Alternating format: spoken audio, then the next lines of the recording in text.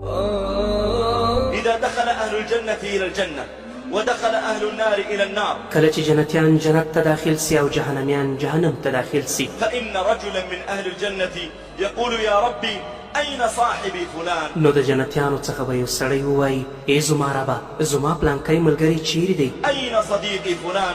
لا أراه معنا في الجنة. زما پلانکی ملګری چیرې دی؟ زه یې د خپل ځان سره په جنت کې نه وینم. فيقال هو في النار.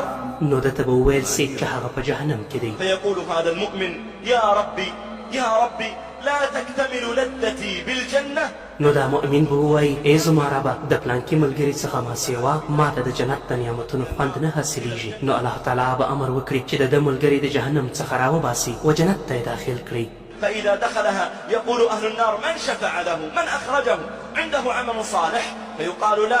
کله چې هغه جنت ته داخل سي نو جهنميان به ووایي د ده شفاعت چا وکړ؟ دی چا وباسي؟ آیا د ده سره نیک عمل و؟ آیا د ده پلار شهید و؟ آیا د ده ورور شهید و؟ آیا انبیاو او رسولانو د ده شفاعت وکړ؟ نو دې ته به وویل سي یا. فمن شفع له؟ قالوا شفع له صديقه الصالح. نو چا د ده شفاعت وکړ؟ ورته وبه ویل سي چې د ده لپاره خپل نیک او صالح ملګري شفاعت کړی دی. عندها يصيح أهل النار ويقولون فما لنا من شافعين ولا صديق حميم. نو جهنميان به په ډېر افسوس سره ووایي زموږ لپاره نه شفاعت کوونکی سته او نه نږدې ملګری.